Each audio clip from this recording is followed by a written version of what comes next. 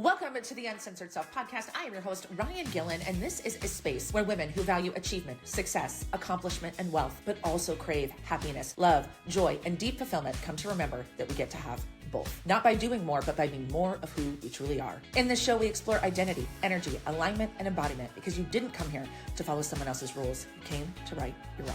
Let's dive in.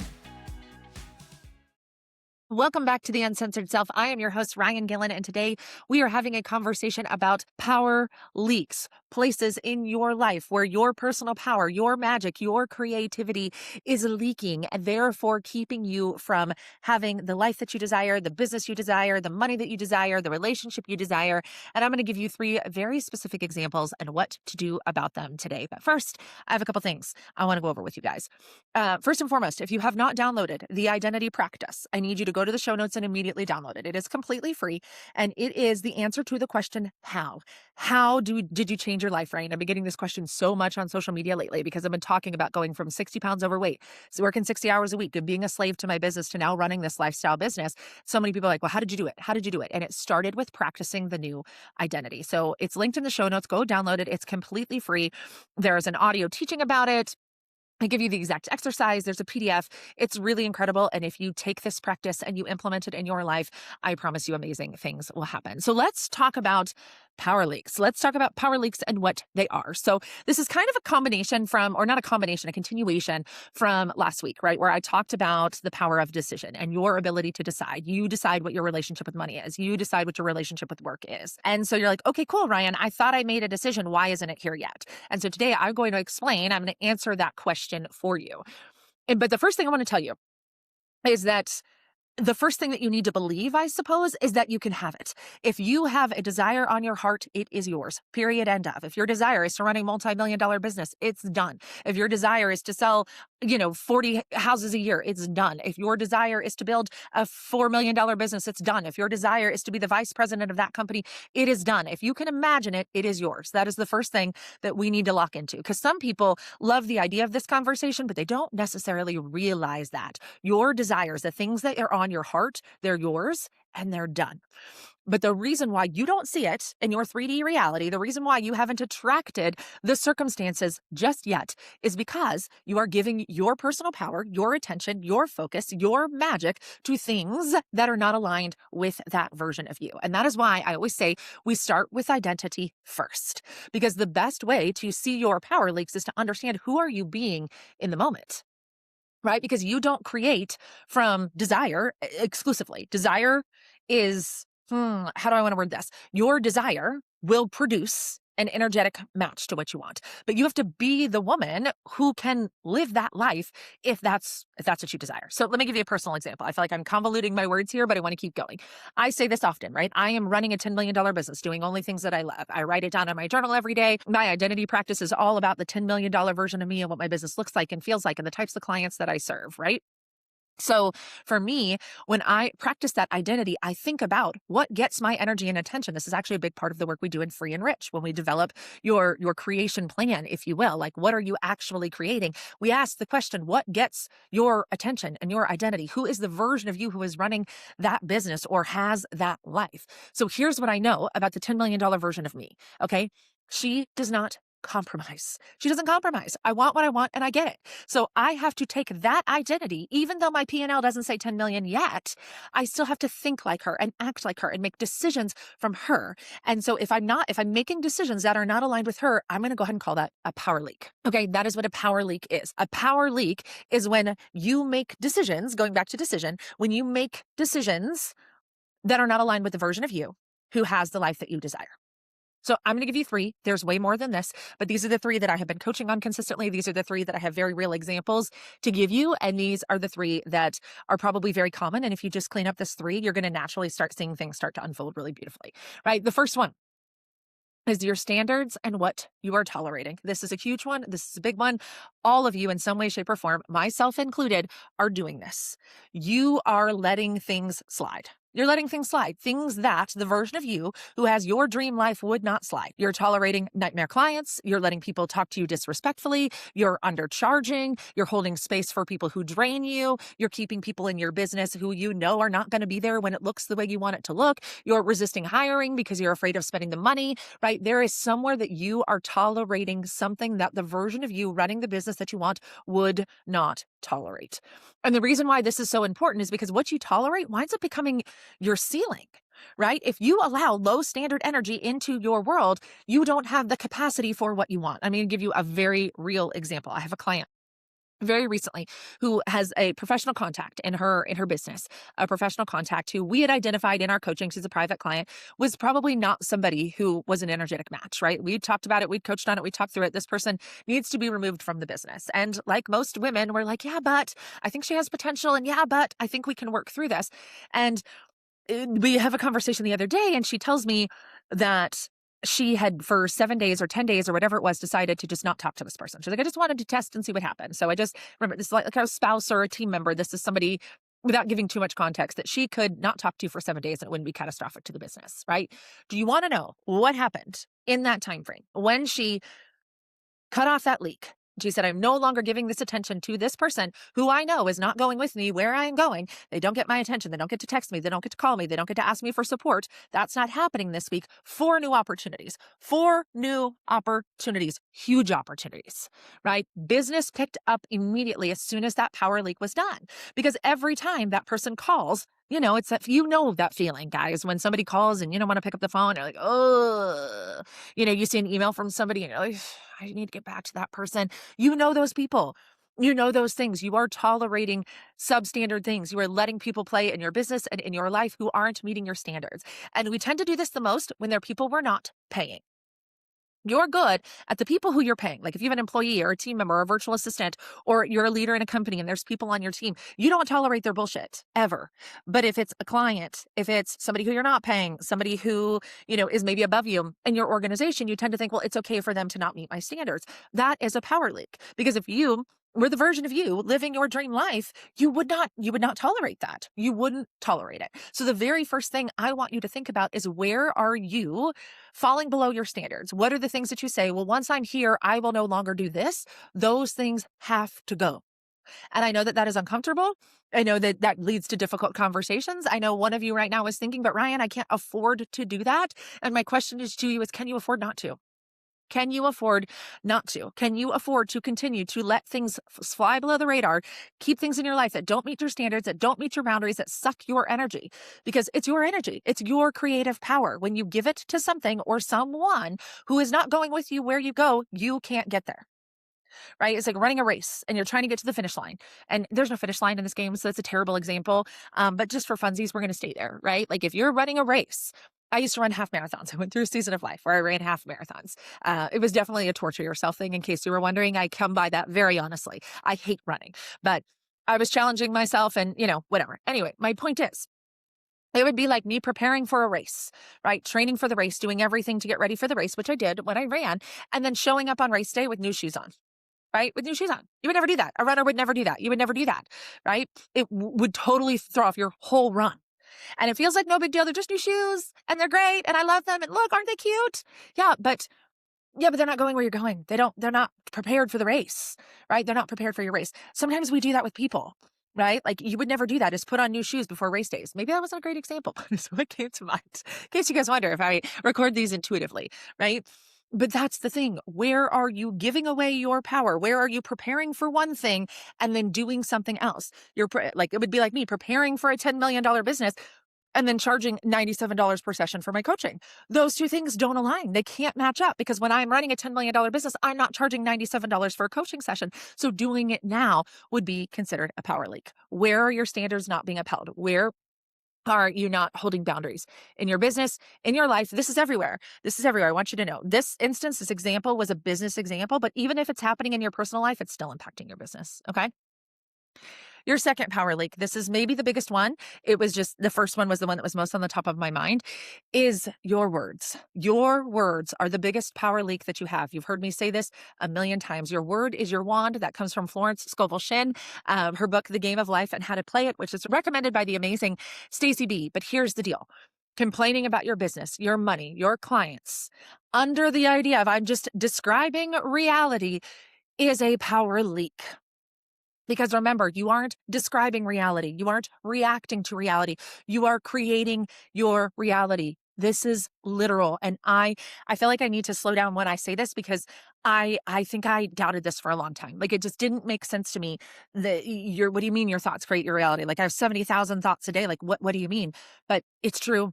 It's literal. It's real. If you're talking about your business in a negative way, if you're complaining about your business, if you're complaining about your job, if you're complaining about your boss, if you're complaining about your bank account, if you're complaining about your kids or your spouse or so-and-so's baseball coach or so-and-so's teacher, that is what you create more of. What you put out, you get back, period.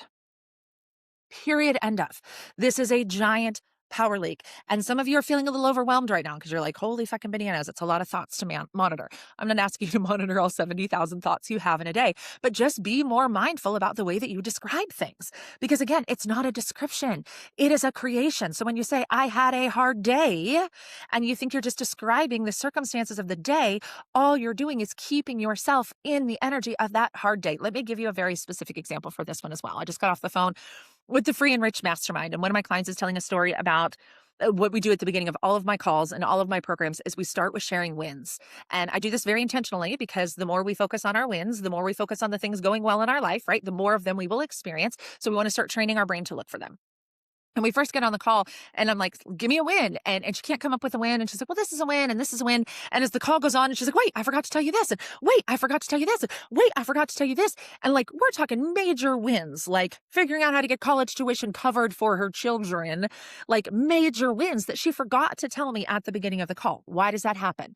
Why does that happen? Because before we got on the call, she was dealing with a client that she doesn't like, right? She was dealing with a client who is not her favorite client. So she becomes an energetic match to the words and the thoughts that she's having about that client, which is she's frustrated, she's overwhelmed, and she's tired of being micromanaged, and this client doesn't respect her time. And so when she gets onto the call with me, she is now an energetic match to those complaints, for lack of a better word, right? And so, but as the call goes on, because my job is to continue to help you guys work your way up the frequency scale and move your energy really intentionally, then all of a sudden, once she got into a more positive energy, into more positive thoughts, and we got a little bit of momentum moving, then all of a sudden she could find all of the wins. Your word is your wand. When you describe things being hard and clients being a pain in the ass and they're micromanaging you and they have unreasonable expectation, and this guy is just a real effing asshole, you are not describing the situation. You are keeping yourself an energetic match to it. This is the biggest power leak every single one of you have. Every single one of you. And again, I know that there's somebody thinking somewhere, there is no way I can just be positive all the time, Ryann. I have good news for you. You don't have to be positive all the time. You only have to be positive half the time, right? You only have to tip the scales, right? You only positivity below, like, so I teach the frequency scale, which is very similar to Abraham Hicks' emotional guidance scale. I just made it more for high achieving women and tied it a little bit more into identity. But when you are above the line, which is basically neutral, meaning you're feeling hopeful or content or excited in some way, you're above the line. That means that you are in a state that makes you an energetic match to what you desire. When you are below the line, when you are in overwhelm or frustration or stress or fear or doubt or worry or anger, you are below the line, which means you are not an energetic match to getting closer to what you want. But our words, the way that we tell a story, is actually what creates that feeling. So if we tell a story about a client being a pain in the ass and having unrealistic expectations, we are below the line and we are going to attract more clients or more situations that are an energetic match to people being a pain in the ass and having unreasonable expectations. And we don't even realize we're doing it. Your words are leaking power everywhere. So all I need you to do is to be above the line a little bit more than half the time. Your state in general, your thoughts in general, your ideas in general need to be above the line, right? So we pair it with our identity, right? The identity, believing that I'm the creator of my reality, and the majority of my words and my thoughts are directed towards what I want, what I'm grateful for, the amazing things happening in my life, that I'm going to see more of that. But the more that you think you're just describing a situation, or you're just telling a story about this asshole at work, or this guy who cut you off in traffic, or this person with unrealistic expectations, you are continuing to stay an energetic match to that. Okay. The more that you complain about crazy clients, hard to work with clients, clients with unreasonable expectations, bosses that don't value you, people who don't pay you enough, all of that. The energy you project is what gets returned. And that's why you feel so frustrated. And that's why you feel so unfulfilled. Even though you might be getting clients, they're all a pain in the ass because those are the words you use to describe them, either out loud or in your head. Okay. This is a big one. You want to know how to fix this? The identity practice, your identity practice. If you don't practice, no, I'm not going to say no one. That's not a fair statement. I was not practiced in thinking positively. I was very practiced in telling you the truth of my life, which is right now, these clients are assholes. I don't have enough money. I'm working too much, right? Like prior to doing this work, I just thought I was reporting the weather, right? It's sunny outside, right? Clients are assholes. It was just a fact. I was not practiced in this. The identity practice is what taught me how to practice the thoughts that I want to think. How do I want to feel about my clients? What do I want to think about the people either considering working with me or who are working with me or talking to their friends and family about, our work together? I want that to be positive. So I think positive thoughts about my clients. I think positive thoughts about the way they feel about me because your word is your wand. And if you can master the skill of deliberate thinking and choosing this on purpose, your whole life will change. That's why the identity practice is so valuable. Again, it is free and is linked in my bio. Okay. The third power leak, you're probably not gonna like this one either. I'm like reading this. I'm like, nobody's gonna like this shit because this is the stuff that nobody's gonna tell you. You guys don't know. But some of you might. Some of you have been around for a long time. I started teaching sales to new entrepreneurs back in 2019. And I basically built a whole brand around myth busting a lot of things that people were teaching about sales and marketing. That was very much my brand. And I don't desire to have that type of brand. I don't desire to make people mad anymore. But what I was really proud of in that brand, that I'm really proud of in this brand as it evolves, is I don't just tell you the good stuff, right? Like a lot of people tell you about manifestation and you can make millions of dollars just using your mind, but they're not telling you this shit. That's why people get so frustrated with this work is they're not telling you the hard things. Like you don't get to keep gossiping and venting and complaining about your clients and your boss and your money and expect it to get better. It's not going to happen. This one's important too, though. Power leak number 3 is your consumption, what you are consuming.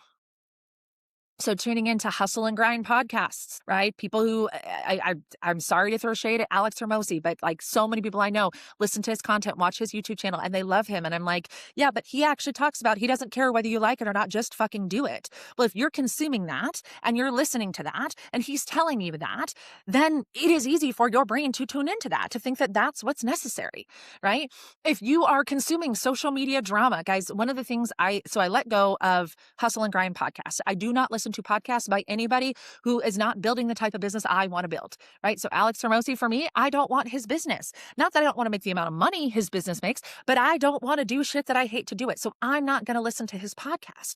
What I consume is what I wind up vibrating at the frequency at. It's what I wind up a match for. So I want to consume things by people who have what I want. So I listen to podcasts by people who are making a fuck ton of money in ways that they love, right? I like listening to people who, talk about their journey in a positive way, that tell it in a positive light, because that's what feels good to me, right? Then another one that's really, really important is social media drama.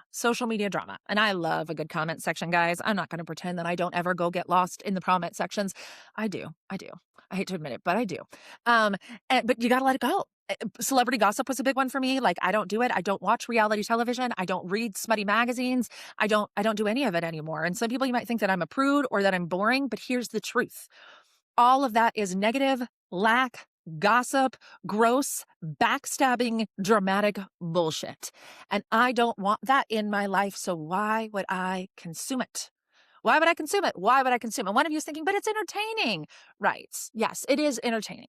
I agree. And if you are somebody who has enough awareness and has enough discipline and has enough direction to be able to watch something like that and not make it feel a certain way about you, you do you, boo. But I didn't. I got so caught up in it. And maybe it's my ADHD. Maybe it's, I don't know what it is, but like, it doesn't feel good when I watch it. I don't turn the TV off feeling like it filled my cup in any way. I don't feel any better when I turn that shit off. I just feel worse. So I stopped consuming it. Okay. Violence, news, doom scrolling, right? all a no for me. I don't watch violent television shows. That's why I don't watch a lot of TV, because I don't want a violent life. Like, even just the sound of it, like when Derek's watching it, I'm just like, oh, it's just like, I don't understand why as a society we find it entertaining, but it's just crazy to me. Like, if my energy creates my reality, why am I watching people be blown up on TV? Blows my mind. The news, it's a no for me. And there's a lot of people out there I know that are thinking that is just so irresponsible to not know what's going on in the world. Here's the truth about the news. I'm going to go ahead and say this because this is my podcast and not social media. The news is designed to piss you off and suck you in. It's for eyeballs and ratings, not to give you correct information. And I don't care about your politics. I don't care about what side of the line you're on. That's not what this is about. Television is about ratings. It's about eyeballs. It's about advertising. It's about making money.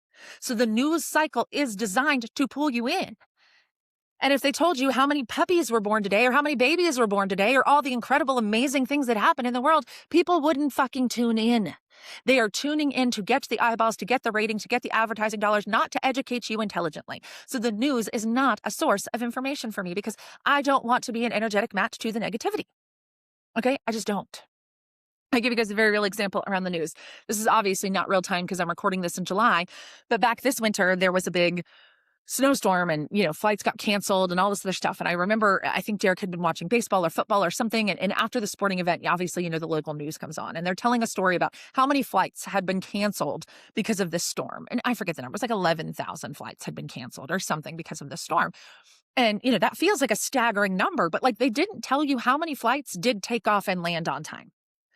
Right? Like my guess is it was way more than the 11,000 flights that were canceled. They didn't say 126 flights left on time today and landed on time today. They don't do that. Why?